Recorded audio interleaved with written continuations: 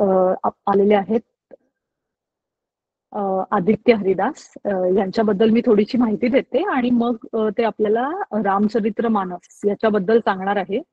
So आदित्यजी इथे 2015 मध्ये आले जर्मनीमध्ये. ते बी मेकॅनिकल आहेत आणि व्यवसायाने ते एक जर्मनीमधल्या एका कंपनीमध्ये मॅनेजर आहेत. आणि महत्वाची गोष्ट म्हणजे हिंदू संस्कृती, त्याच्यानंतर मला वाटतं बऱ्याच गोष्टी ज्या हिंदू स्क्रिप्चर्सशी रिलेटेड आहेत अशा गोष्टींचं बराच प्रसार ते करतात. स्टुटगार्टमध्ये इथे गिबल म्हणून एक जागा आहे जिथे इंडियन टेम्पल आपण म्हणू शकतो किंवा आपलं हिंदू टेम्पल आहे, ज्याच्यामध्ये बऱ्यापैकी व्यवस्था ते बघतात आणि खूप ऍक्टिव्ह पार्टिसिपेशन असतं. तिथे आलेले भक्त बऱ्यापैकी सगळेच व्हॉलेंटिअरिंग खूप काम करतात आणि माझ्या बरोबर अजून स्टुटगार्ट मधले बरीचसे फॅमिलीज आहेत. आम्ही बऱ्याचदा रविवारी तिकडे जातो आणि आदित्यजी तिकडे ऍक्टिव्हली सगळ्या गोष्टी करत असतात, मार्गदर्शन देत असतात लोकांना. सो बरंच चांगलं काम करतायत आणि रामचरित्र मानस ह्याच्याबद्दल पाठ पण त्यांचे बऱ्याच वेळा झालेले आहेत. ते आता आपल्याला सांगतीलच सविस्तर. सो म्हणून आपण हा उपक्रम करतच होतो, म्हणून मला असं एकदम वाटलं की आपण ह्यावेळेला त्यांना बोलवावं, कारण आपण सगळ्यांनी ऐकलं आहे रामचरित्र मानस बद्दल, पण त्याचं काय वैशिष्ट्य आहे, त्या ग्रंथात काय एक्झॅक्टली लिहिलं आहे याच्याबद्दल आपली ओळख होईल. आणि अंकितांनी मागच्या वेळेला असं म्हटलं होतं की आपण हनुमान चालीसा पण एकदा म्हणावी, तर आदित्यजी बऱ्यापैकी ह्या गोष्टी पण म्हणजे म्हणत असतात ते रेग्युलरली त्यांच्या उपक्रमामध्ये पण आणि रेग्युलरली म्हणतात. त्यामुळे मग आज ते आपल्याला तेही म्हणून दाखवणार आहे. सो आदित्यजी. नमस्कार. हा, नमस्कार. नमस्कार. ऐकायला येतंय सगळ्यांना? हो. ओके. पहिल्यांदा तुमच्या सगळ्यांचं अभिनंदन की अतिशय स्तुत्य उपक्रम आहे हा. आणि चैत्र नवरात्रीच्या एकदम पवित्र दिवसांमध्ये तुम्ही आपण सगळे रामनामाचा जप करतोय, रामरक्षा स्तोत्र म्हणतोय, तर हा एक अतिशय स्तुत्य उपक्रम आहे. तर सर्वांचं अभिनंदन. आणि श्रुतीजींना थँक्यू माझं इंट्रोडक्शन करून दिल्याबद्दल. यांनी जे काही मोठे मोठे शब्द बोलले तसं काही नाहीये. मी फक्त गिबन मंदिरात जातो 2015 पासून, आणि म्हणजे जेव्हापासून इथून आलो, आणि जसं आपण भारतामध्ये सगळे मंदिरात जायचो तसंच आम्ही पण जातो मंदिरात, आणि जी काही होईल आमच्याकडनं सेवा तेवढी करतो, बस. ह्याच्या पलीकडे काही नाहीये. आणि माझं कुठल्याही संस्थेशी अफिलिएटेड नाहीये मी.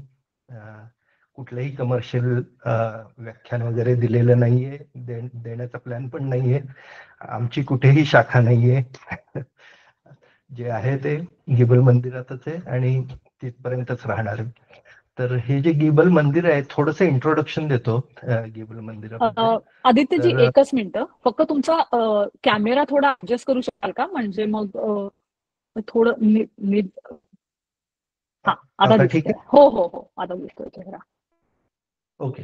तर अच्छा, हे गिबल मंदिर जवळपास 16 ते 17 वर्षापूर्वी इथे अफगाणिस्तान मधून जे लोक शरणार्थी म्हणून आले होते, हिंदू लोक, ज्यावेळी तिथे युद्ध चालू झालं, तर त्या लोकांनी मिळून हे मंदिर स्थापन केलेलं आहे अफगाणिस्तान मधल्या लोकांनी.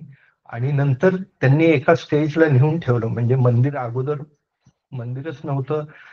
मग मंदिरामध्ये पहिल्यांदा फोटो होते, त्याच्यानंतर मूर्ती स्थापना झाली, त्याच्यानंतर बरेच पहिल्यांदा जे अफगाणी स्टाईलनी चालायचं थोडंसं मंदिर, ते आता थोडं थोडं करत हिंदू संस्कृतीमध्ये, म्हणजे जसे वैदिक कल्चर, वैदिक कल्चर थोडासा आणायचा प्रयत्न करत आहोत आम्ही.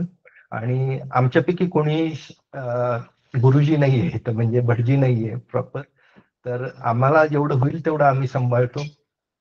तर हेच मंदिराचं इंट्रोडक्शन आहे. आणि मंदिरामध्ये कुठलीही कमर्शियल ऍक्टिव्हिटी होत नाही, कुठल्याही प्रकारचं डोनेशन मागितलं जात नाही.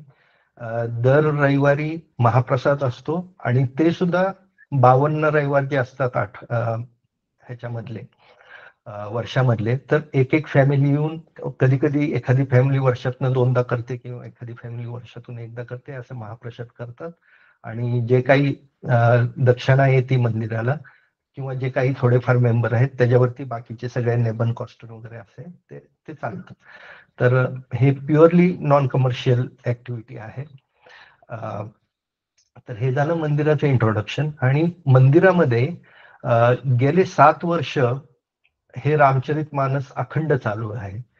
आता हे 7 या अंकाला आपल्या हिंदू संस्कृतीमध्ये फार महत्व आहे.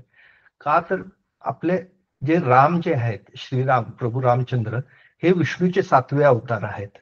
आणि बाकीचे 7 म्हणजे तुम्ही बघितलं तर आपल्याकडे सप्तपदी असती जे लग्नामध्ये होती. तर असे बरेच जे आठवड्याचे दिवस असतात ते 7 असतात वगैरे. तर 7 या अंकाला खूप महत्व आहे. आणि ह्या वर्षी आम्ही हे रामचरितमानस 7 वर्ष झालं अखंड चालू आहे. कोरोना काळात पण रामचरितमानस चालू होतं मंदिरामध्ये.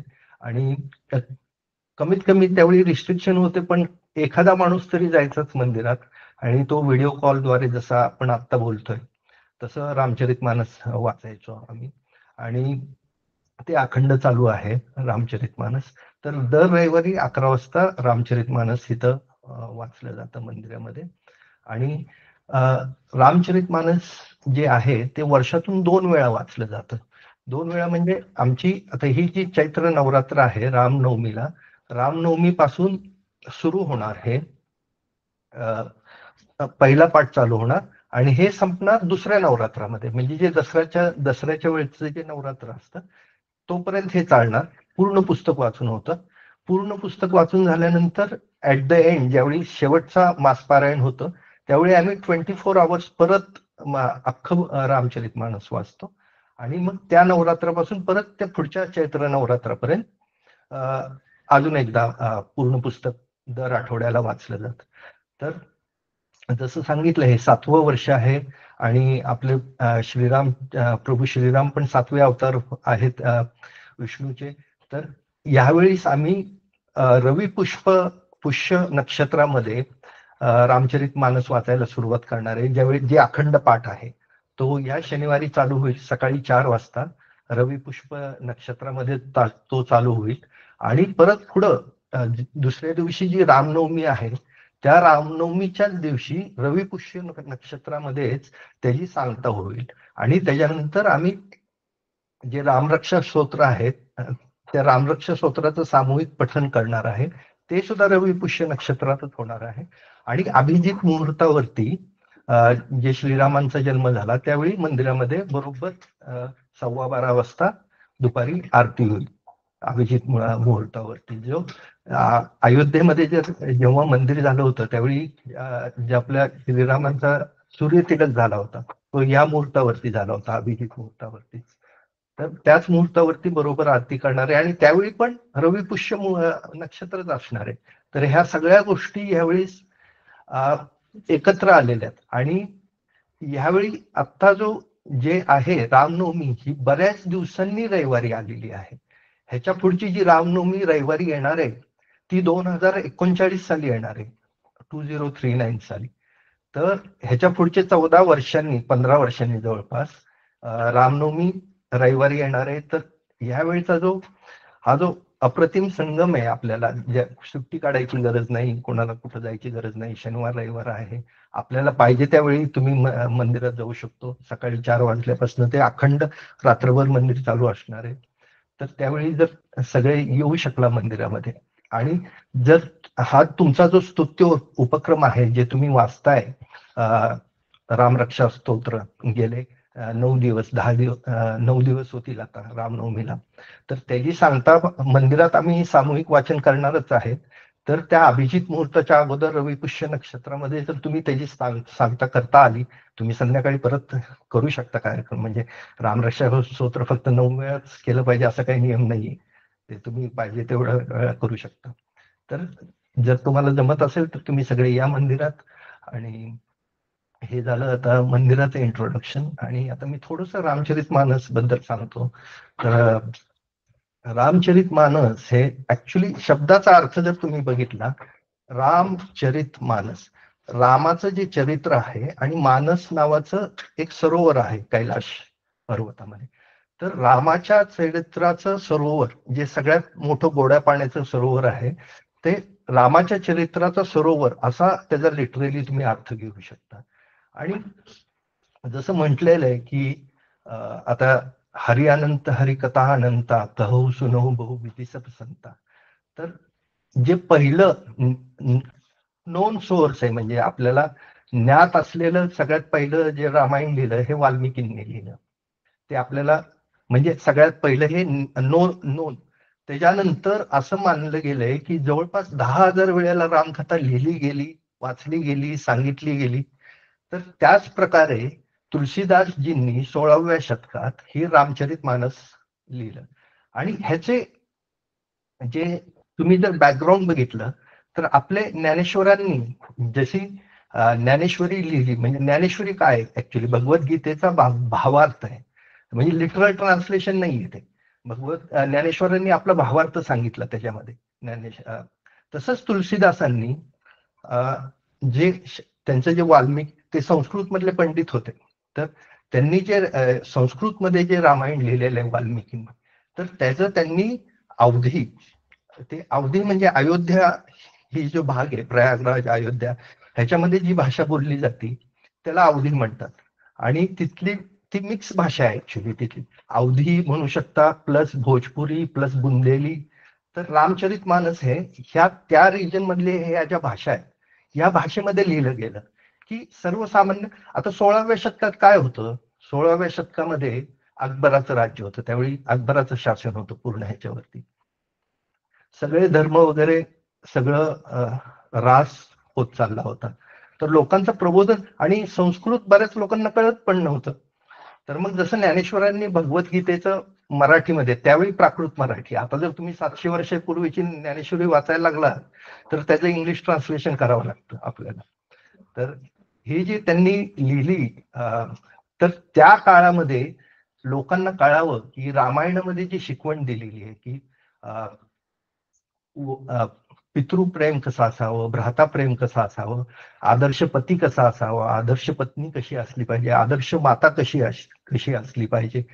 तर ह्याचं सगळ्याचं जे चरित्रामध्ये आपण आपल्या ह्याच्या जीवनामध्ये हे उपयोगी आणू शकतो या सगळ्या गोष्टी ह्या सगळ्या गोष्टी त्यांनी त्यावेळच्या भाषेमध्ये सांगायचा प्रयत्न केला. आणि हे रामचरितमानस हे पूर्णपणे काव्य आहे. तर हे सगळ्यात आधुनिक काळातलं सगळ्यात मोठं काव्य म्हणजे रामचरितमानस आहे. तर हे तुलसीदासजींनी हे काव्य लिहिलं रामचरितमानस. आणि आता हे जसं सांगितलं हे अवधी भाषेमध्ये आहे. तर आता अवधी भाषा बऱ्याच लोकांना कळत नाही. तर हे मंदिरामध्ये आम्ही थोडासा मासपारायण ज्यावेळी करतो त्यावेळी पहिल्यांदा थोडा प्रसंग सांगतो की आज काय असणार आहे ह्याच्यामध्ये की आज बाबा भरत ह्यांना रामांना परत आणायला जाणार आहे दंडकवनामध्ये. तर ह्याचा सगळं आम्ही प्रसंग सांगतो हिंदीमध्ये. त्यामुळे तुम्ही ज्यावेळी वाचता ते त्यावेळी तुम्ही रिलेट करू शकता की काय नक्की आपण वाचतोय काय ह्याच्यामध्ये. तर हे असं रामचरित मानस आहे. तर रामचरित मानस हे जे काव्य लिहिलं गेलंय तर त्याच्यामध्ये बेसिकली आता थोडस मी ह्याचं जास्त आपण डिटेलमध्ये नको जायला कारण का बाकीच्यावरती फोकस कमी होईल. तर हे काव्य जे आहे त्याचे एक 4-5 प्रकार आहेत त्यामध्ये लिहिलं गेलं. एकूण 10,902 त्याच्यामध्ये वर्सेस आहेत किंवा तुम्ही छंद म्हणू शकता जर लिटरल ट्रान्सलेशन घेतलं किंवा ओव्या म्हणू शकता. जसं ज्ञानेश्वरांनी जे लिहिलं ज्ञानेश्वरांनी ओव्या लिहिल्या तुकारामांनी अभंग लिहिले तसं ह्यांनी हे सोरठा दोहा छंद श्लोक हे जे अवधी भाषेमधलं होतं ते वापरून सगळं रामचरितमानस लिहिलेलं आहे. आणि चौपाई. तर मी तुम्हाला एक फक्त शेअर करतो एक स्क्रीन म्हणजे तुम्हाला थोडीशी आयडिया येईल की ज्या लोकांनी कधी रामचरितमानस वाचलेलं नसेल.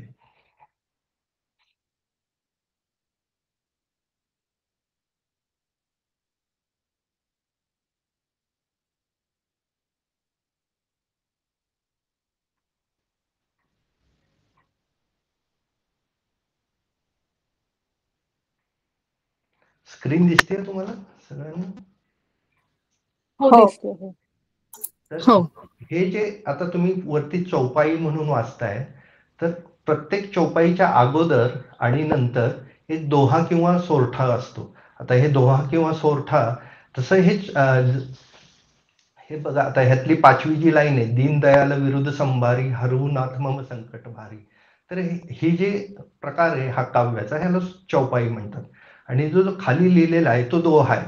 तर दोहा कसा, जानुकुसुतही समुझाई करी बहुविधि दिरुज धीन चरण कमल सिरु नाई कपी गवनु राम कही पी कीन.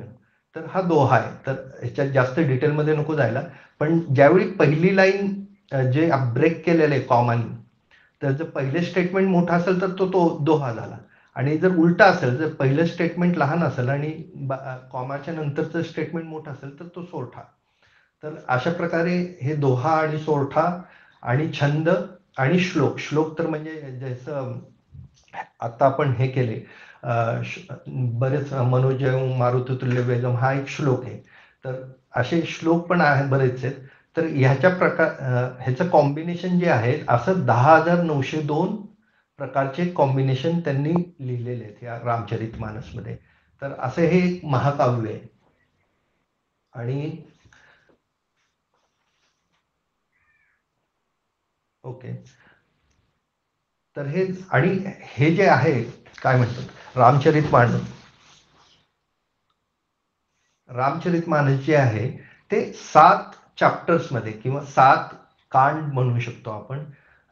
तर जो कांड किंवा चॅप्टर्स 7 चॅप्टर मध्ये हे डिवाइड केलेले आहे. हे पण बघा किती म्हणजे एकदम संयोग आहे की ह्याचे रामचरितमानसचे भाग पण 7च आहेत. तर हे जे 7 चॅप्टर्स आहेत ते असे बालकांड, म्हणजे ज्यावेळी त्यांनी पहिल्यांदा सांगायला सुरुवात केली, असं मानलं गेलेलं आहे की ही जी कथा आहे रामचरितमानस, ही पहिल्यांदा शिवजींनी, शंकरांनी पार्वतींना सांगितली. तर आणि ही जी कथा सांगेल, मग पहिल्या चरणामध्ये त्यांनी सगळ्या गुरुचं वंदन केलेलं आहे, देवांचं वंदन केलेलं आहे. ऑफकोर्स पहिलं वंदन गणेशजी पासून सुरू केलेलं आहे, आणि तेव्हापासून ते बालकांड चालू होतं. आणि बालकांड मध्ये श्रीरामांचा जन्म होतो, मग त्यांच्यानंतर त्यांचे बाललीला, त्यांचं शिक्षण जे होतं वसिष्ठ, राम, लक्ष्मण, भरत आणि शत्रुघ्न, ही जी नावं आहेत ही त्यांच्या गुरूंनी ठेवलेली आहेत. आणि त्या प्रत्येक नावाला एक अर्थ पण आहे. म्हणजे राम ह्या शब्दाचा अर्थ आहे जो सर्व जगाला शांती देतो, सर्व जगाला प्रसन्न करतो, ह्याचा अर्थ राम. जो लक्ष्मण ह्याचा अर्थ आहे सर्व उत्तम लक्षणं ज्याच्यामध्ये आहेत त्याचं नाव लक्ष्मण. भरत म्हणजे जो सर्व जगाचं भरत पोषण करतो त्याचं नाव भरत. आणि शत्रुघ्न म्हणजे काय, ज्याला बघून शत्रू घाबरतात, शत्रूचं विघ्न, हे शत्रुघ्न.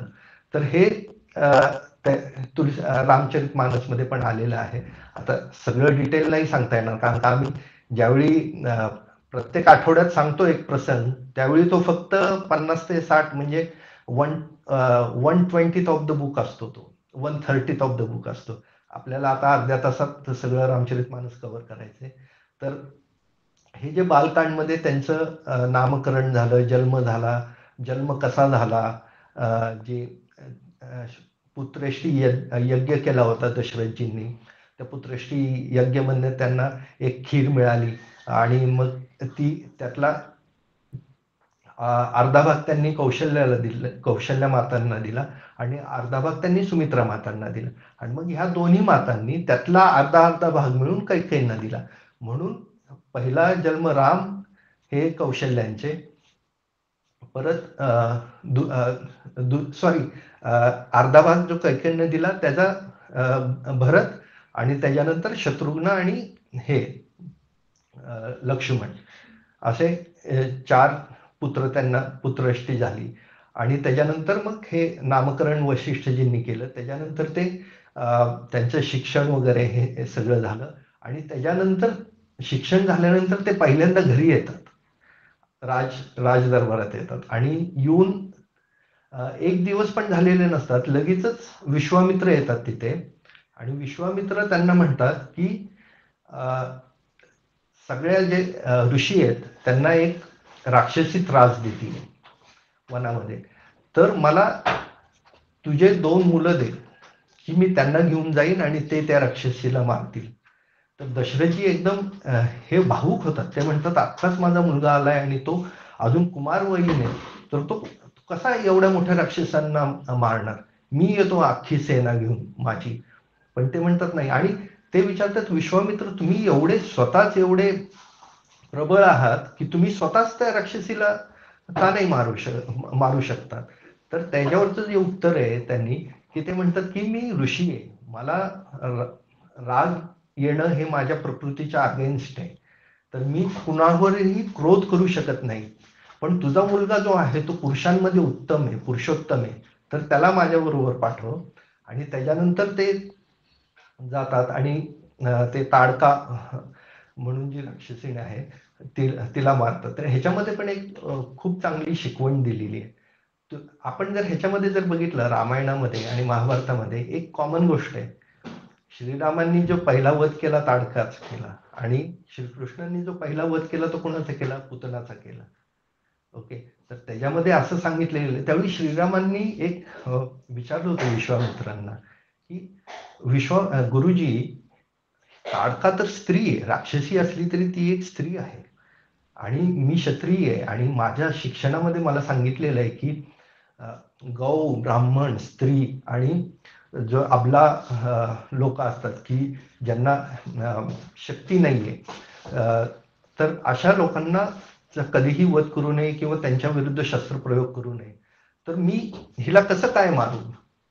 तर त्यांनी विश्वामित्रांनी जे उत्तर दिलेलं आहे ते एकदम म्हणजे त्याच्यामध्ये आपल्याला एवढा उपदेश मिळतो की तू हे बघू नकोस की अधर्म कोण करतंय.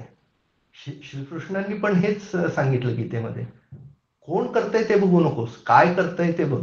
अधर्म जो करतोय त्याला दंड दिलाच पाहिजे. तर ही एक महत्वाचा उद्देश आहे ह्याच्यामध्ये. तर हे जे बालकांडामध्ये झालं, परत पुढे विश्वामित्र त्यांना ह्याच्या जनक राजांकडे घेऊन गेले. तिथे जो धनुष्य ठेवलेला होता त्याच्यावरती एक पण होता आणि तो पण ते श्रीरामजी पूर्ण करतात आणि त्याच्यानंतर सीता आणि रामांचे विवाह होतो. तर ही जी विवाह पंचमी आहे ह्याच्यामध्ये एक महत्वाची गोष्ट माझी सांगायची राहून गेली. तर तुलसीदासांनी ज्यावेळी हे रामचरितमानस लिहायला सुरुवात केली ती रामनवमीला सुरुवात केली आणि त्याच्याबरोबर बरोबर 2 वर्ष आणि 7 महिन्यांनी विवाह पंचमीला हे रामचरितमानस पूर्ण झालं. विवाह पंचमी ही डिसेंबर महिन्यात येते आपल्याकडे नॉर्मली तिथीप्रमाणे. तरी डिसेंबरमध्ये पण आपल्याकडे मंदिरामध्ये चांगला प्रोग्राम असतो. तर त्याच्यानंतर श्रीरामांचं सीतेबरोबर आणि त्यांच्या भावांचं जे जनकजी आणि त्यांचे मोठे भाऊ असतात ह्यांच्या कन्यांबरोबर लग्न होतं आणि लग्न झाल्यानंतर ते सगळे अयोध्येला जातात. अयोध्येत हा इथपर्यंत जो आहे हा बालकांड आहे. ओके. इथून पुढे जो चालू होतो तो अयोध्याकांड चालू होतो. तर हे असे जे कांड आहेत, तर बालकांड जो आहे हा सगळ्यात मोठा कांड आहे. याच्यामध्ये सगळ्यात मोठा चॅप्टर आहे रामचरितमानस मधला आणि सगळ्यात छोटा जो चॅप्टर आहे तो किष्किंधा कांड आहे. तर सुंदरकांडवरती आता मंगळवारी खूप छान प्रवचन झालंच, म्हणजे जवळपास 1 तास बोलणं झालं. पण सुंदरकांडमध्ये बल आणि बुद्धी हनुमानजींनी कसे वापरली ह्याच्याबद्दल सांगितलं गेलं. तर आपण ज्यावेळी आता हनुमान चालीसा म्हणू त्यावेळी तो आपल्याला लक्षात येईलच, जय हनुमान ज्ञान गुण सागर. तर ते ज्ञान आणि गुणाचे सागर आहेत हनुमानजी. तर त्याच्याबद्दल आपण ऐकलंच बरंच. तर त्याच्याबद्दल मी काही जास्त बोलणार नाही आजच्या आपल्या सेशनमध्ये. पण आपल्याला जी अयोध्याकांडमध्ये आणि एस्पेशली अयोध्याकांड आणि अरण्यकांड मध्ये जी शिकवण मिळते ती आपल्याला जीवनामध्ये एवढी उपयोगी पडते. तर ह्याच्यामध्ये पहिल्यांदा अयोध्याकांडमध्ये ज्यावेळी हे दशरथ राजा सगळ्यांना घेऊन परत अयोध्येला येतात आणि ते आरशासमोर उभे असतात. त्यावेळी आरशासमोर उभे असताना त्यांना कानाच्या मागचा एक केस पांढरा झालेला दिसतो. ओके. तर ते म्हणतात की आता रिटायर व्हायची वेळ झाली, बाद झालं की आता नवीन पिढीला आपण ट्रान्सफर करू आणि आपण ह्याला वनामध्ये वानप्रस्थाश्रमाला जाऊयात. तर ही पण एक शिकवण आहे की नाहीतर आपले पॉलिटिशियन बघता तुम्ही 90, 95, 100 वर्ष चालू असतात. तर ही जी शिकवण ही पण एक फार महत्वाची शिकवण आहे. ह्याच्यामध्ये अयोध्या कांडमध्ये आणि नंतर पुढे लंका कांडमध्ये आपण बघाल की सरस्वतीजींनी फार महत्वाचा रोल प्ले केलेला आहे. तर सरस्वतीजींनी जे अयोध्या कांडामध्ये जो महत्वाचा रोल प्ले केला, ऍक्च्युली कैकेयीजींचं श्रीरामांवर आणि श्रीरामांचं कैकेयीजींवर खूप प्रेम होतं. भरतपेक्षा 100 पट जास्त श्रीराम प्रेम करत होते कैकेयींवर. पण तरी सुद्धा अशा पुण्यवान मातेचा पण बुद्धी फेरली गेली. आणि हे काम देवांनी कुणाला दिलं होतं तर सरस्वतीजींना दिलं होतं. सरस्वतीजींनी पहिल्यांदा मंथराची बुद्धी फेरली, त्याच्यानंतर कैकेयीजींची बुद्धी फेरली. कारण का, नाहीतर मग जर श्रीरामजी राजा बनून राहिले असते तर ते फक्त अयोध्याचेच राजा बनून राहिले असते. पण जर हा प्रसंग आला नसता, त्यांना जर वनात गेले नसते, तर मग पुढचा प्रसंग कसा काय झाला असता आणि जी शिकवण मिळाली सगळ्या जगाला ही कशी काय मिळाली असती, लिबरेशन कसं काय झालं असतं.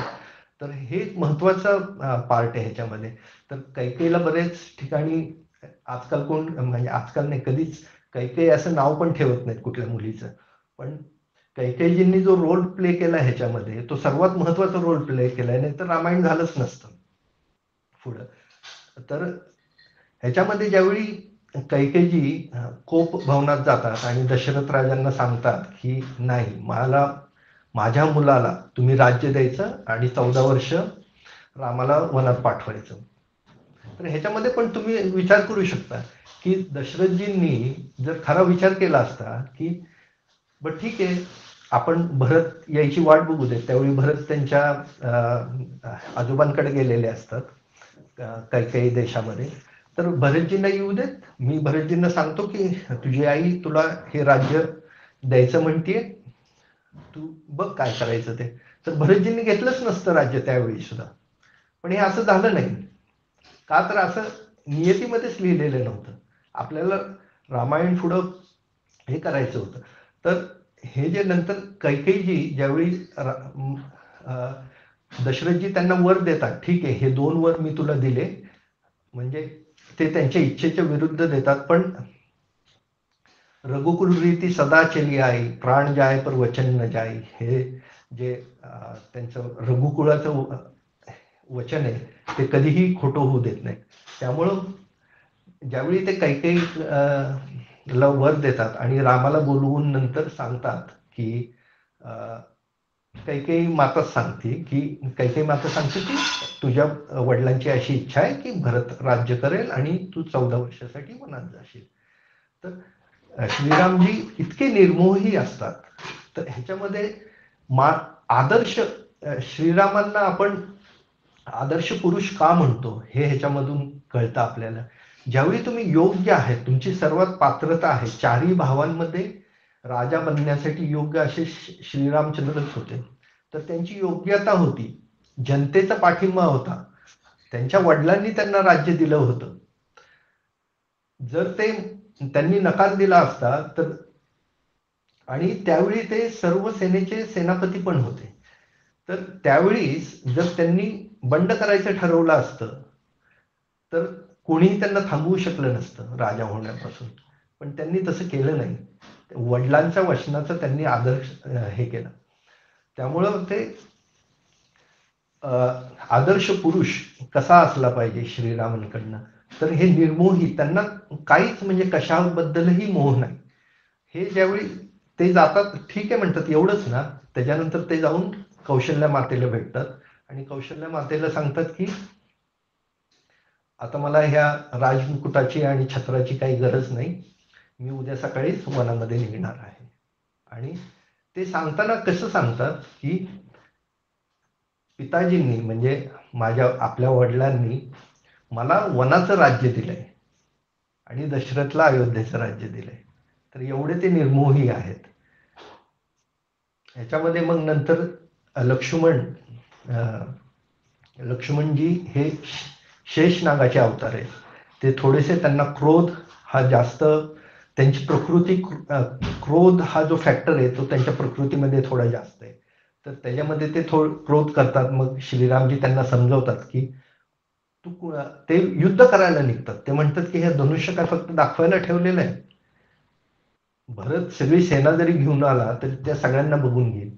आणि त्यावेळी श्रीरामजी जे समजावतात की तू कुणाबरोबर युद्ध करणार आहेस? तू स्वतःच्या भावाबरोबर युद्ध करणार आहेस? स्वतःच्या वडिलांबरोबर युद्ध करणार आहेस? स्वतःच्या वडिलांना कैद करणार आहे. आणि किती तो चांगला सीन असेल की मुलगा आणि त्याची बायको सिंहासनावर बसलेत आणि जे वडील आहेत त्यांना कैद करून तुम्ही समोर उभा केलेले आहे. किती आदर्श सीन असेल ना. तर असं सांगून ते लक्ष्मणाला समजवतात. आणि मग लक्ष्मण पण त्यांच्याबरोबर वनात जातात. इथे आदर्श पत्नी कशी असली पाहिजे हे पण आपल्याला कळतं. तर सीतामाता, तर ते सीतामाता सांगतात की जर तुम्ही मला घेऊन जाणार नसाल तर तुम्हाला अजून एक दिवस वाट बघावी लागेल. कारण का तुम्हाला माझी अंतिम क्रिया करूनच मग वनात जावं लागेल. एक तर मला घेऊन जावं, नाही तर माझी अंतिम क्रिया करूनच घेऊन जावं. तर ही आदर्श पत्नी कशी असली पाहिजे हे ह्याच्यामधून कळतं. आपल्याला आदर्श भाऊ कसा असला पाहिजे हे लक्ष्मणाने तर उदाहरण दिलंच. ह्याच्या पुढं आपल्याला कळतं की आदर्श भाऊ कसा असला पाहिजे. ज्यावेळी दशरथजी 7 वेळा रामाचं नाव घेऊन राम राम कही राम, राम कही राम, राम कही राम, भूप गयो सुरधाम. तर असं 7 वेळा रामाचं नाव घेऊन ते ज्यावेळी जीव त्यागतात त्यावेळी तिथं कोणीही नसतं. राम लक्ष्मण वनात गेलेले असतात. भरत आणि शत्रुघ्न त्यांच्या आजोळी असतात. तर ते आजोळीवरनं त्यांना बोलवून घेतात. बोलवून घेतल्यानंतर ते काही सगळा प्रसंग येतो. मग कैकेयी त्यांना दिसती त्या विधवा वेशामध्ये. त्याच्यानंतर कैकेयी सांगती. मग ते कैकेयीवरती राग करतात. आपण थोडंसं फास्ट घेऊयात नाही तर संपणार नाही हे. आपल्याकडे आय थिंक 18 मिनिट आहे. तर ज्यावेळी हे सगळा प्रसंग होतो आणि ज्यावेळी ते राजदरबारात जातात, नंतर राजदरबार बोलवलेला असतो आणि गुरु वशिष्ठ सांगतात की सिंहासन जास्त दिवस खाली राहायला नको आहे. तर सगळ्या मातांची, सगळ्या मंत्रीगणाची, प्रजेची ही इच्छा आहे की तुम्ही राजा व्हावं. तर भरतजी ऑफकोर्स ते म्हणतात की गुरुची आज्ञा तर आम्ही टाळूच शकत नाही. जर तुमची सगळ्यांची इच्छा असेल तर ठीक आहे, मी राजा होतो. पण त्यावेळी ते विचारतात की ह्याच राजदरबारात काही दिवसापूर्वी तुम्ही श्रीरामांना राजा म्हणून घोषित केलं होतं माझ्या वडिलांनी. आणि नंतर फक्त एका आपल्या प्रिय पत्नीच्या हट्टासाठी त्यांनी रामांना वनवासात पाठवून भरतला म्हणजे मला राजा केलं. तर त्यावेळी पण तुम्ही पिताजींना अनुमोदन दिलं होतं ना की राम हे राजा व्हावेत म्हणून. मग आता काय झालं? एवढ्या थोड्याच कालावधीमध्ये तुम्ही आता मला राजे करायला निघालेत. तर मताचा अधिकार असणं ही चांगली गोष्ट आहे. पण जर तुम्ही तो वापरला नाही, तुम्ही दशरथ राजांना अपोज का केलं नाही की नाही हे असं होऊ देणार नाही आणि भरत राजा नाही, आम्हाला श्रीरामचंद्रच राजा पाहिजे.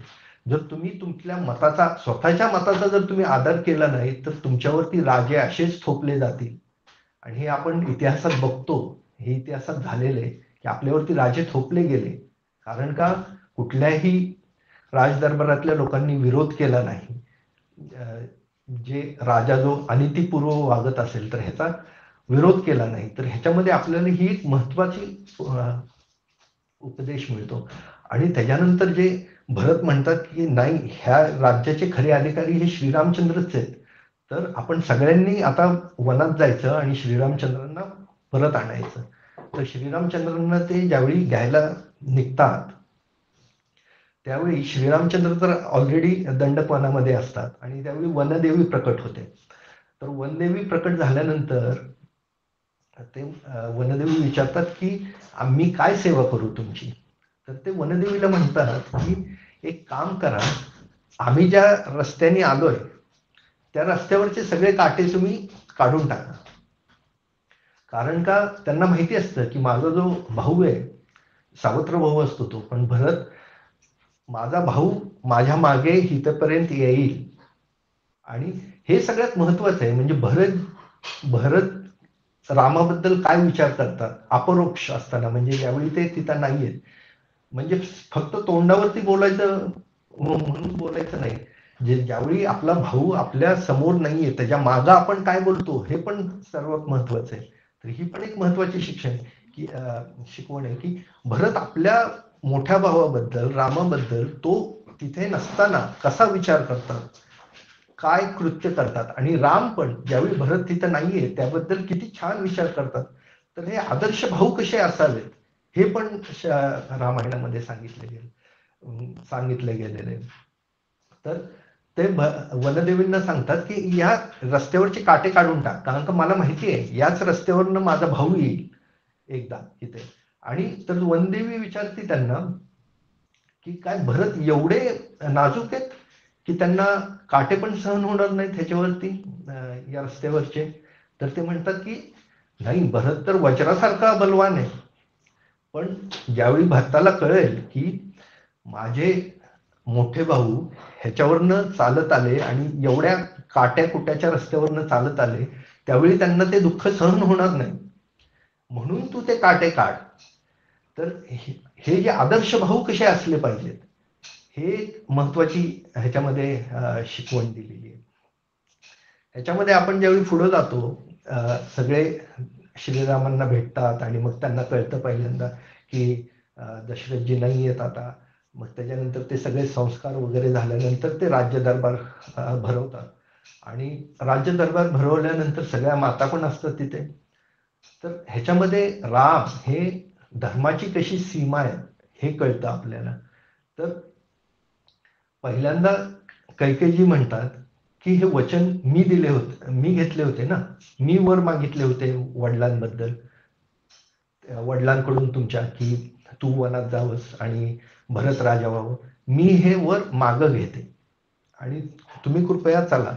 तर ते राजा म्हणतात, रामजी म्हणतात की नाही, तुमचा वर देण्याचा जो अधिकार आहे तो फक्त वडिलांबरोबर होता, आमचं काम फक्त त्याचं पालन करणं आहे. तर तुम्ही जो वर घेतला, आता पिताश्री नाहीयेत, वडील नाहीयेत, तर ते झालं. आता आम्ही फक्त ह्या वचनाचं पालन करणार. तर धर्म काय असला पाहिजे. बरं ठीक आहे, भरत म्हणतात की ओके, वचन असं होतं ना की एक पुत्र वनात जावं आणि एक पुत्र आणि राजा व्हावं, असं वचन होतं ना. तर ठीक आहे, मी वनात राहतो आणि तुम्ही जाऊन राज्य करा अयोध्येचं, आणि जनतेची पण अशीच इच्छा आहे.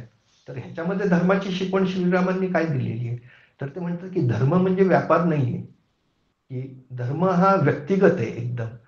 तर की ट्रेडिंग नाहीये की मी हे करतो आणि तू ते कर, आपण एक्सचेंज करू शकू काहीतरी. तर असं नाहीये, दॅट इज नॉट धर्म.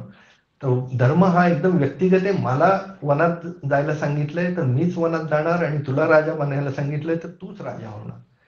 तर हे ज्यावेळी जे हिटेड आर्ग्युमेंट चालू असतात तिथे, ज्यावेळी श्रीरामजी हे धर्माची सीमा आहेत आणि भरत हे भक्तीची परिसीमा आहेत, तर भरतजी त्यांना ऐकत नाहीत आणि ते म्हणतात की शेवटी जर तुम्ही आमचं हे रिक्वेस्ट ऐकली नाही तर मी इथंच मी अन्न आणि पाणी त्याग करून मी इथंच बसून राहीन जोपर्यंत तुम्ही ऐकत नाही. त्यावेळी सगळे धर्म संकटात पडतात की काय करावं. तर ह्याच्यामध्ये आपल्याला कळतं की राजाचा न्याय कसा असला पाहिजे, राजा कसा न्याय करू शकतो. तर ह्याच्यामध्ये राजा कोण येतो, तर येतात तर जनक, जे सीतेचे वडील आहेत, ते त्यावेळी तिथे येतात. आणि जनकजी ह्याच्यावर इथे जे न्याय करतात ते आपल्याला राजाचा आदर्श न्याय कसा असला पाहिजे हे कळतं. तर जनकजींनी काय न्याय केलेला आहे ह्याच्यामध्ये, तर जनकजी सांगतात भरतला की ह्याच्यामध्ये खरंच अवघड आहे की कोण बरोबर आहे, शेवटी राम बरोबर आहेत की भरत बरोबर आहेत. तर ह्याच्यामध्ये सगळं, तर ते सांगतात की भरत, भक्ती पुढे शेवटी देवाला पण झुकावं लागतं. जर तुम्ही भक्ती करत असाल देवाची, तर बाकीचं सगळं सोडून देव त्या भक्ताची इच्छा पूर्ण करतोच. तर रामाच्या कर्तव्यापुढे तुझ्या भक्तीचा विजय झाला. ओके. तर ते म्हणतात की तुझा विजय झाला आणि तू जिंकलास. पण प्रेम म्हणजे फक्त मागणं नसतं, प्रेम हे देण्याचं नाव आहे.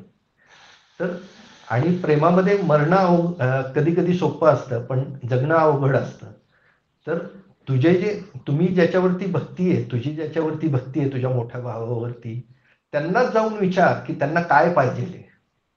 तर आता ह्याच्यामध्ये श्रीराम जे बोलतात ते तुम्ही आपण सगळ्यांनी शिकलं पाहिजे की न्याय कसा असला पाहिजे.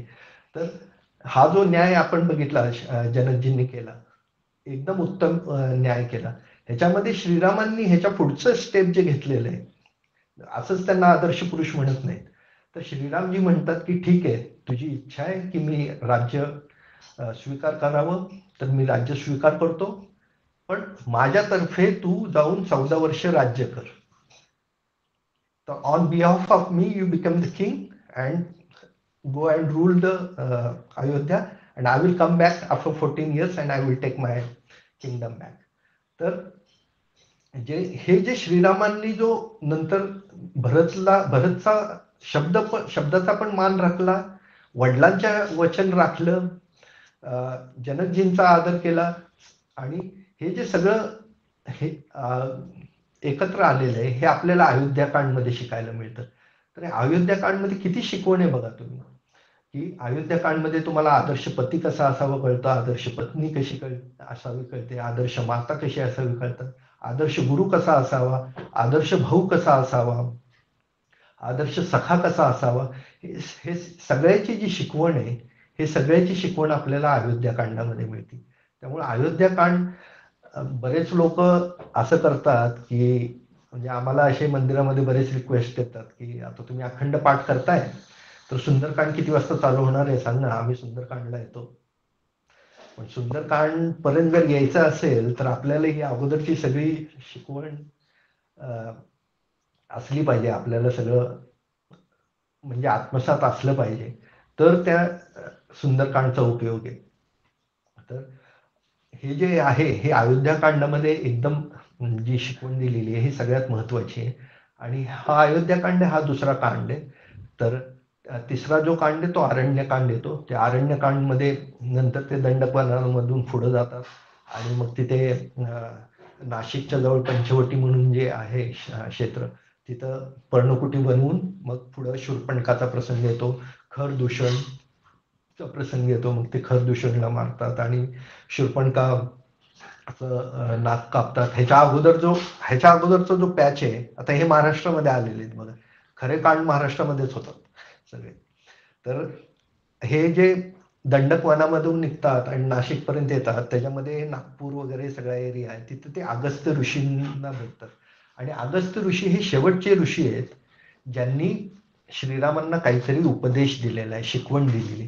ह्याच्या पुढे जे भेटतात श्रीरामांना ते सगळे भक्त भेटतात. ह्याच्या पुढे सुग्रीव, हनुमान जे भेटतात ते सगळे भक्त आहेत. ह्याच्या पुढे कुठलेही ऋषींनी त्यांना शिकवण दिलेली नाही.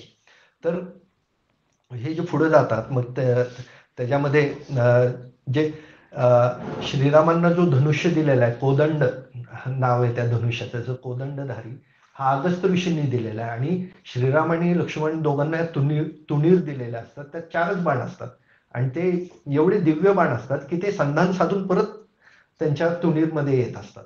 तर असे हे जे तुणीर, धनुष्य आणि तलवार जो मिळतात त्यांना, ते अगस्त्य ऋषींकडनं मिळतात. मग ते त्याच तलवारीने ते शूर्पणखेचं नाक कापलं जातं. आणि मग पुढं जे जातात ते आपल्याला सगळ्यांना ती स्टोरी माहितीच आहे. शूर्पणखा रावणाकडे जाते आणि त्याच्यानंतर रावणाला खोटं सांगून मग रावण सीतेचं हरण करतो मृगाचं. तर ह्याच्यामध्ये थोडासा डिफरन्स आहे. जे वाल्मिकी नारायण किंवा रामायण किंवा बाकी जे रामायण आहेत थोडेसे, तुलसीदासांनी जे हे रामचरित मानस लिहिलं आहे हे फार भक्तिभावाने लिहिलेलं आहे, भक्ती रसात लिहिलेलं आहे. तर त्यांनी जे ह्याच्यामध्ये सांगितलेलं आहे असं की ऍक्च्युअल सीतेचं हरण होतच नाही, ते सीतेला अग्निदेवाच्या हवाली करतात आणि जे अग्निदेव त्याच्यानंतर एक छाया सीता प्रकट करते आणि ते छाया सीतेला नंतर रावण हरण करून घेऊन जातो, असं तुलसीदासांनी लिहिलेलं आहे. आणि त्याच्यानंतर जो हरण करून घेऊन जातो त्याच्यानंतर ते खाली दक्षिणेकडे जातात. मग ते किष्किंधा नगरीमध्ये सुग्रीवांना भेटतात आणि हनुमानांना भेटतात. हनुमानांशी पण त्यांचा एक महत्वाचा बराच संवाद आहे. परत हनुमानांना भेटल्यानंतर ते बालीवध होतो, ह्याच्यामध्ये पण खूप चांगली शिकवण आहे. ऍक्च्युली जर तुम्ही बालीवध बघितला तर जे आपण धर्म म्हणतो आणि कायदा म्हणतो ह्याच्यामध्ये एक मेन फरक काय असतो हे आपल्याला इथं कळतं, की तुम्ही कायद्यामध्ये पळवाटा शोधू शकता पण धर्मामध्ये पळवाटा नाही शोधू शकत तुम्ही. धर्म जो असतो तो सूक्ष्म असतो आणि प्रत्येक व्यक्तिगत असतो. तर बालीला ऍक्च्युली जर तुम्ही फक्त लिहिलेला कायदा बघितला तर बालीला त्यांनी लपूनच मारलंय श्रीरामांनी. पण हे धर्माच्या विरुद्ध नव्हतं. बालीला असं वरदान होतं की तो ज्याच्याशी युद्ध करेल त्या समोरच्याची अर्धी शक्ती तो खेचून घेईल, असं बालीला वरदान होतं. म्हणून त्यांना त्याच्याशी लपून मारावं लागलं. आणि बालीनी कधीच धर्माचा विचार केला नव्हता. ह्याच्यामध्ये असं लिहिलेलं आहे की जो आपली बहीण परत छोट्या भावाची पत्नी, माता, या सगळ्यांना जो माता समान मानत नाही त्याला मृत्यूदंडाचाच अधिकार आहे. तर त्याप्रमाणे सुग्रीवच्या पत्नीला त्यांनी जसं आपल्या पत्नीसारखं ठेवलेलं असतं, त्या हिशोबाने बाली हा मृत्यूचाच अधिकारी असतो. तर हे जे धर्माची जी शिकवण आहे ती या ह्याच्यामध्ये पण मिळालेली आहे. त्याच्यानंतर जे सुग्रीव चारही दिशेला जे सेना पाठवतात हे पुढं आपण सुंदरकांडमध्ये बघितलंच. ते सुंदरकांडमध्ये जाऊन ते सीतेला भेटून वगैरे येतात आणि त्याच्यानंतर लंकाकांड होतं आणि लंकाकांडामध्ये युद्ध होतं बेसिकली. आणि युद्धामध्ये सगळ्यांचा पराभव होतो, रावणाचा वगैरे. तर आणि त्याच्यानंतर ते परत ज्या मार्गाने गेले त्याच मार्गाने परत येतात आणि ते पुष्पक विमानामध्ये येतात. तर पुष्पक विमान हे खरं रावणाचं नसतं, ते कुबेराकडनं त्यांनी हिसकावून घेतलेलं असतं. आणि असं आता ह्याच्यामध्ये जसं सांगितलंय की रामकथा ही खूप वेळा लिहिली गेली, सांगितली गेली. तर तुम्ही विचार करा, तुलसीदासांनी 16व्या शतकात लिहिलं, त्यावेळी त्यांना पुष्पक विमान माहिती होतं. वाल्मिकींनी तर 5000 वर्षापूर्वी लिहिलंय रामायण, त्यावेळी विमान माहिती होतं त्यांना. विमानाचा शोध कधी लागला? 1945 साली. आपल्या लोकांना कसं काय माहिती होतं त्याच्या अगोदर एवढं विमान असेल? आणि त्या पुष्पक विमानाचं वर्णन पण बऱ्याच ठिकाणी आलेलं आहे. तर पुष्पक विमानाचं असं वर्णन आलेलं आहे की ते 7 मजलेचं विमान आहे आणि त्याच्यामध्ये सुग्रीवीची पूर्ण सेना बसून ते नंतर इकडे अयोध्याच्या दिशेने त्यांनी उड्डाण केलं. तर बघा म्हणजे हे पुढच्या काळामध्ये असं होऊ शकतं की आतापर्यंत आपण फक्त डबल डेकर विमान बघितलेत, 7 मजली विमानं पण होऊ शकतात. पुढच्या ह्याच्यामध्ये येईल अजून पुढं 100-200 वर्षांनी 7 मजली विमान पण आपल्याला बघायला मिळेल. तर हे जे आलंय आणि ह्याच्यानंतर जो आहे तो उत्तरकांड आहे. तो उत्तरकांड जो 7वा कांड आहे आपण जो बघितला, तर उत्तरकांड जो तुलसीदासांनी जो लिहिलाय हा कम्प्लिटली वेगळा लिहिलेला आहे. म्हणजे वाल्मिकी रामायण जे आहे त्याच्यामध्ये पण बऱ्याच विद्वानांचं असं मत आहे की जे उत्तरकांड आहे ते नंतर ऍड केलं गेलेलं आहे, की त्याची जी शैली आहे लिहायची जी शैली आहे ते वाल्मिकी रामायणाशी मिळत नाही. आणि ते नंतर जे आक्रांत आले आपल्या इथं आक्रमण करायला, त्यांनी ते नंतर जोडलं गेलेलं आहे ते उत्तरकांड, जे लवकुश वगैरे आणि सीतेचा त्याग करतात. तर ते सीतेचा त्याग करूच शकत नाही श्रीरामचंद्र. एवढा आदर्श पुरुष आपल्या पत्नीचा त्याग कसा काय करू शकतो? तर हे तुलसीदासांनी उत्तरकांड लिहिलेलं नाहीये. हे लवकुश वगैरे एपिसोड रामचरितमानसच्या उत्तरकांडमध्ये नाहीये. रामचरितमानसच्या उत्तरकांडमध्ये खूप चांगला उपदेश दिलेला आहे की धर्माची व्याख्या काय आणि जे कलियुग आहे त्याच्यामध्ये काय करायला पाहिजे. तर आता जास्त वेळ नाही घेता, 1च मिनिट राहिलंय. तर धर्म म्हणजे धर्माचे 4 स्तंभ आहेत. तर सत्य हा पहिला स्तंभ आहे. त्याच्यानंतर दान, ओके, सत्य, शील, तप, दान, हे जे 4 स्तंभ आहेत त्याच्यामध्ये सगळ्यात महत्वाचा जो स्तंभ लिहिलेला आहे कलियुगासाठी तो दान हा जो लिहिलेला आहे. तर दान म्हणजे माणसाच्या संपत्तीचा उपयोग 3 प्रकारे होऊ शकतो. एक तर सदुपयोग होऊ शकतो, ज्याचा तुम्ही धार्मिक कार्यासाठी करू शकता किंवा काही सामाजिक कार्यासाठी करू शकता.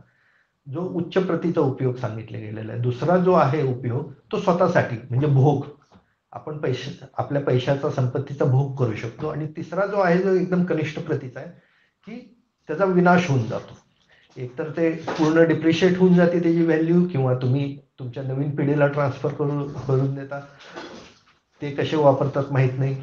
तर हे जे 3 प्रकारचे आहेत, तर ह्याच्यामध्ये जो दान आहे, दान जो आहे आणि ह्याची प्रचिती माझा स्वतःचा अनुभव आहे, म्हणजे मंदिरातला स्वतःचा अनुभव आहे.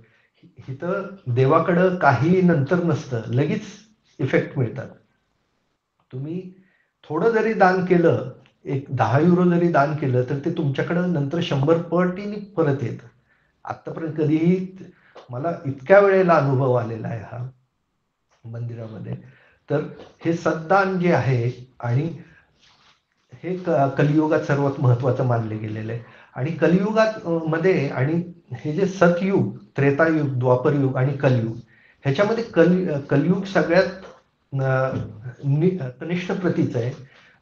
कारण का, सतयुगामध्ये सद्गुण जास्त होते, एकदम जास्त. रजोगुण कमी होते आणि तमोगुण नव्हतेच.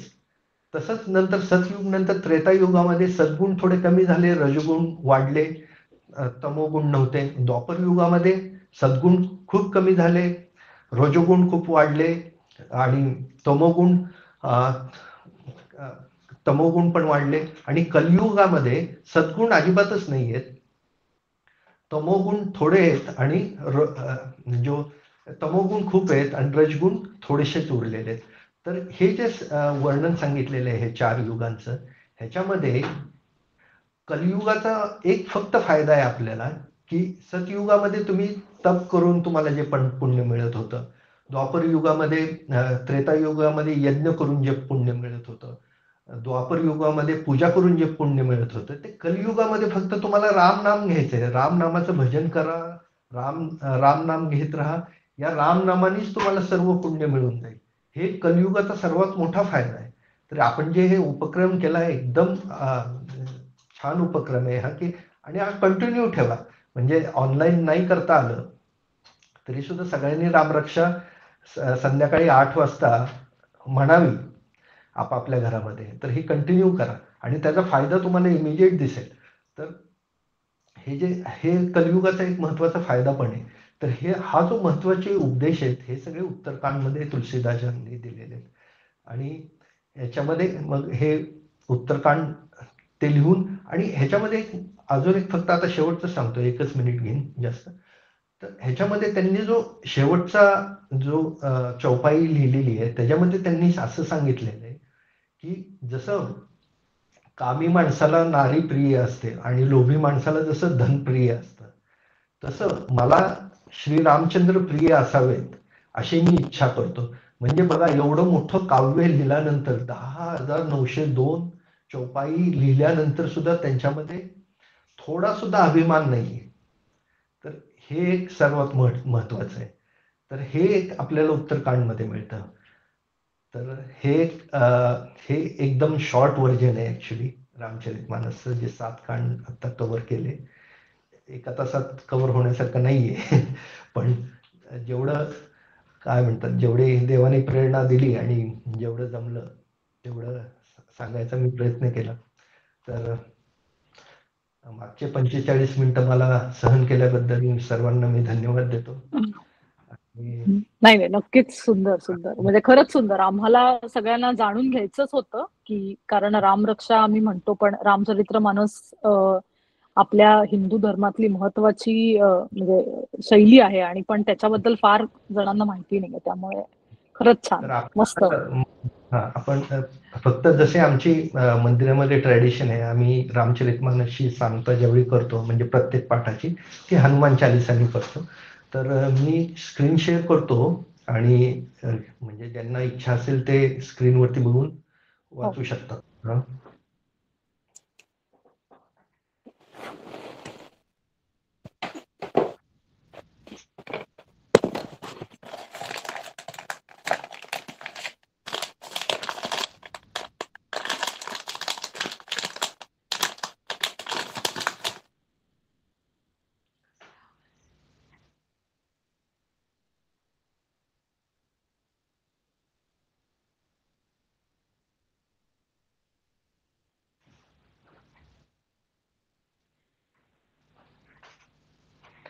थोडस लहान आहे, पण आय होप सगळ्यांना दिसेल, नाहीतर मला फॉलो करू शकता. ऐकायला येते सगळ्यांना? हो, येतंय. हो, येते हो, येते. हो. चला, ओके. श्री गुरु चरण सरोज रज निज मन मुकुर सुधारी, बरनहु रघुबर विमल जसु जो दायक फलचारी, बुद्धिहीन तनु जानिके सुमिरो पवन कुमार, बल बुद्धि विद्या देहु मोहि हरहु कलेस विकार। जय हनुमान ज्ञान गुण सागर, जय कपीस तिहुँ लोक उजागर, राम दूता तुलित बल धामा, अंजनी पुत्र पवन सुत नामा, महावीर विक्रम बजरंगी, कुमति निवार सुमति के संगी, कंचन बरन बिराज सुबेसा, कानन कुंडल कुंचित केसा, हाथ वज्र और ध्वजा बिराजे, कांधे मूज जनेऊ साज, शंकर सुवन केसरी नंदन, तेज प्रताप महाजगबंदन, विद्यावान गुणी अति चातुर, राम काज करिबेको आतुर, प्रभु चरित्र सुनिबेको रसिया, राम लखन सीता मन बसिया, सूक्ष्म रूप धरि सियहि दिखावा, बिकट रूप धरि लंक जरावा, भीम रूप धरि असुर सहारे, रामचंद्र के काज सवारे, लाए सजीवन लखन जियाए, श्री रघुवीर हर्षि उर लाए, रघुपति कीन्ही बहुत बड़ाई, तुम मम प्रिय भरतहि सम भाई, सहस बदन तुम रोजस गावे, अस कहि श्रीपति कंठ लगावे, सनकादिक ब्रह्मादि मुनीसा, नारद सारद सहित अहिस, यम कुबेर दिगपाल जहाते, कवि कोविद कहि सके कहाते, तुम उपकार सुग्रीव वही कीना, राम मिलाए राजपद दीना, तुम्हारो मंत्र विभीषण माना, लंकेश्वर में सब जग जान, जुग सहस्त्र जो जन पर भानु, लियो ताहि मधुर फल जान, प्रभु मुद्रिका मेलि मुख माहि, जल दिलांगी गए अचरज नाही, दुर्गम काज जगत के जेते, सुगम अनुग्रह तुमरे तेते, राम दुआरे तुम रखवारे, होत न आज्ञा बिनु पैसार, सब सुख लहे तुम्हारी सरना, तुम रक्षक काहू को डरना, आपन तेज समारो आपे, तीनों लोक हांकते कापे, भूत पिशाच निकट नहीं आवे, महावीर जब नाम सुनावे, नासे रोग हरे सब पीरा, जपत निरंतर हनुमत पीर, संकट ते हनुमान छुड़ावे, मन क्रम वचन ध्यान जो लावे, सब पर राम तपस्वी राजा, तिनके काज सकल तुम साज, और मनोरथ जो कोई लाए, सोई अमित जीवन फल पावे, चारों जुग पर ताप तुम्हारा है, प्रसिद्ध जगत उजियार, साधु संत के तुम रखवारे, असुर निकंदन राम दुलारे, अष्ट सिद्धि नौ निधि के दाता, सबर दीन जानकी माता, राम रसायन तुम्हारे पासा, सदा रहो रघुपति के दासा, तुमरो भजन राम जी को पावे, जन्म जन्म के दुख बिसरावे, अंत काल रघुबर पुर जाई, जहाँ जन्म हरि भक्त कहाई, और देवता चित्तन धरई, हनुमत से सर्व सुख करे, संकट कटे मिटे सब पीरा, जो सुमिरे हनुमत बलबीर, जय जय जय रघुवा जय जय जय जय हनुमान गोसाई, कृपा करहु गुरु नाथ की नाई, जो सतवार पाठ कर कोई, छूट ही बंदी महासुख हो, जो यह पढ़े हनुमान चालीसा, हो यह सिद्धि साखी गौरी सा, तुलसीदास सदा हरि चेरा, कीजे नाथ हृदय महाडेरा, पवन तनय संकट हरन, मंगल मूर्ति रूप, राम लखन सीता सहित, हृदय बसहु सुरभूप, सियापति राम जय जय राम, मेरे प्रभु राम जय जय राम, सियापति राम जय जय राम, मेरे प्रभु राम जय जय राम, बोलो सियावर रामचंद्र महाराज की जय, पवन पुत्र जय. हनुमान की जय, जय. काल हर कष्ट हर दुख हर दारिद्र हर अहंकार हर, ओम नमः पार्वती पतये, हर हर महादेव. महादेव. वा, छान, सुंदर. सगळ्यांना धन्यवाद. अजून एकदा काही चुकलं असेल तर माफ करा. जशी ही कथा 10,000 वेळा सांगितली गेलेली आहे, तसंच मी पण सांगितली, थोडीफार प्रयत्न केला. जर ह्याच्यामध्ये काही ग्रॉस चूक झाली असेल तर माफ करावी. आणि तुम्हाला परत एकदा शुभेच्छा तुमच्या ह्या उपक्रमाबद्दल. आणि रामरक्षा चालू ठेवा परत पुढे वर्षभर. Yes yes, thank you thank you very much. Thank you. धन्यवाद. खूप खूप धन्यवाद. धन्यवाद. खूप धन्यवाद. धन्यवाद.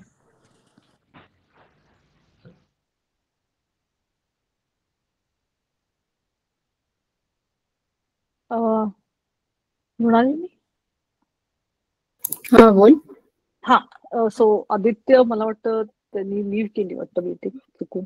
तर ठीक आहे, म्हणजे आजचं आपलं सेशन झालेलं आहे. हो, हा, काही प्रश्न होते का विचारायचं होतं मला ऍक्च्युली. पण हो ना, ते त्यांनीच लीव्ह केली. पण म्हणजे मलाच होता प्रश्न की रामचरितमानस ऑफ ऑल काय स्क्रिप्चर्स आणि लिटरेचर आपल्याकडे एवढं असताना रामचरितमानस कसं काय ह्यांनी शोधून काढून त्याचे पाठ सुरू केले. म्हणजे आय एम व्हेरी क्युरियस. कारण जनरली जसं बोलती भाषा वेगळी आहे, अवधी आहे आणि व्हेरी डिफरंट लँग्वेज. हो ना. How did he come, or how not he, maybe group of other people, how did they come to this idea की रामचरितमानसचा आपण पाठ करूया? हो. बहुतेक तिकडे जास्त नॉर्थ इंडियन्स असणार. हो, जे बाकीची कम्युनिटी खरंय. नॉर्थ इंडियन्स असणार म्हणून तसं झालं. हो, मोस्टली सगळे नॉर्थ इंडियन. बरोबर आहे. Right. आणि मला वाटतं सुरुवात जेव्हा झाली होती तेव्हा तर मेजॉरिटी नॉर्थ इंडियन्स किंवा हिंदी भाषिक होते. हो, कारण नॉर्थ इंडियामध्ये